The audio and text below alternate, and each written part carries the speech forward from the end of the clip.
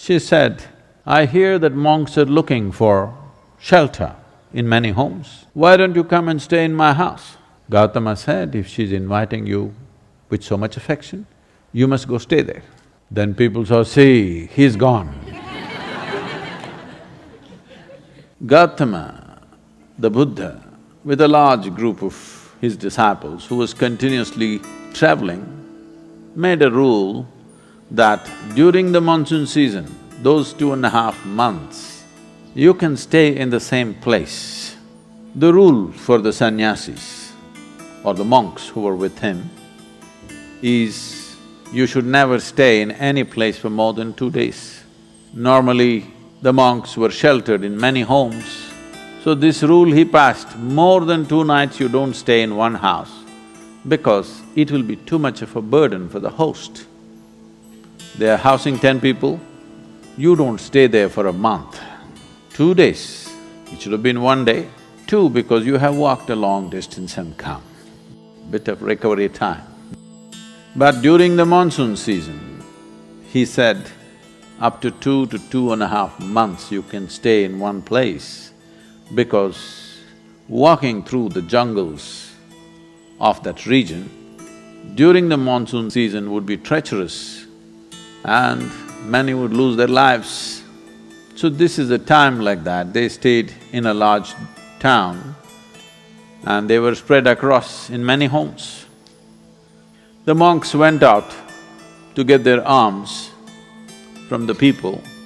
Ananda or Ananda Tirtha, as he was known, who happened to be Gautama's elder brother before his monkhood, went out and there was a courtesan or a prostitute in the town.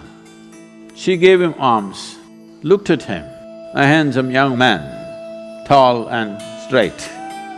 She said, "I hear that monks are looking for shelter in many homes. Why don't you come and stay in my house?" Ananda said, "I have no issue, but I must ask the Buddha as to where I should stay." Then she became really taunting. She said, "Oh, you're going to ask your guru? Go and ask him, let's see what he says." So Ananda brought what he had collected for the day. Gautama was sitting, he came and placed it at his feet, and everybody is supposed to find food and shelter wherever they go. Ananda asked, "Like this lady is inviting me, can I stay there?" Gautama said, "If she's inviting you with so much affection, you must go stay there." The townspeople who were sitting here, they said, "What? A monk is going to go and stay in a prostitute's home? This is it." This spiritual process has become corrupt. Gautama looked at them and said, "Why are you so worried? The lady is inviting him. Let him stay, what is the problem?" They all started getting up and started shouting. He said, "Wait, I am on this path because I see this is the most powerful way to live. Now you're telling me her ways are more powerful than my ways.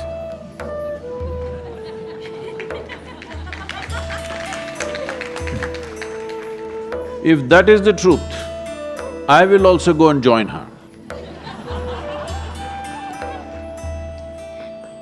I am here because I see this is the most precious and powerful way to exist. If you think her ways are better than mine, I should also go and join. Because if you're a true seeker, that's how it should be. If you found something much higher, you go for that." Then people shouted and many of them, of course, leave. Then Ananda went and stayed with her. Monsoon time, because of rains it gets cold, monk is wearing a thin habit. So she gave him a nice silk wrap. He covered himself. Then people saw, "See, he's gone." She made nice cooking and gave it to him, he ate.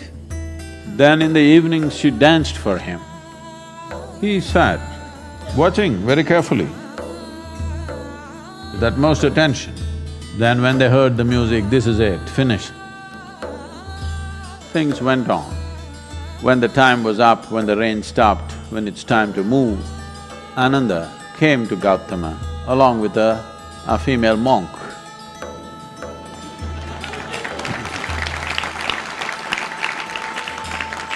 So, the power of being on the path of truth has been there, but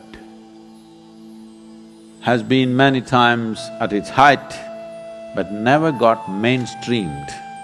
I see that today, because of our ability to communicate, because of the tools of technology, the natural longing, the innate longing in a human being to find truth, this is not a thought thing.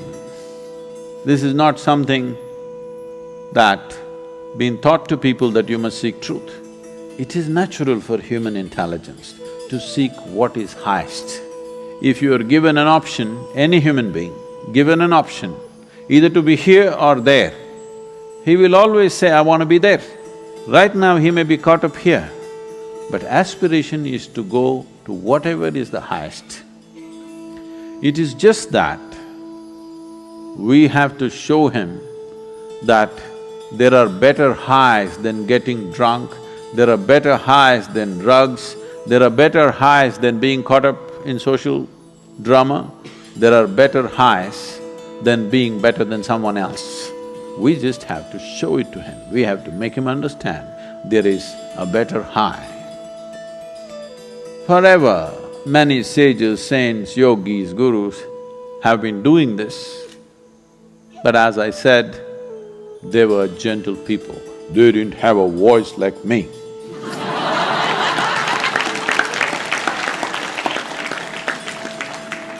They didn't have a microphone. They didn't have tools with which they could speak to somebody there. They could only speak to people here. In spite of that, they did tremendous things. For their times, many of them did tremendous things out of sheer grace and energy. Millions of people around them, they transformed.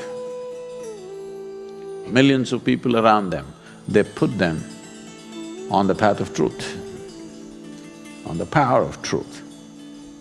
But a time has come where our ability to communicate is such, we can make truth slip through every door.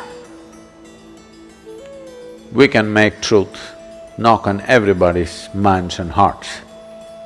Never before this was possible. Technology has rendered us to this place. I feel this is the best age ever to make truth mainstream, to be truthful, to aspire for truth, to seek truth, the main force on the planet, because we have tools that nobody ever had.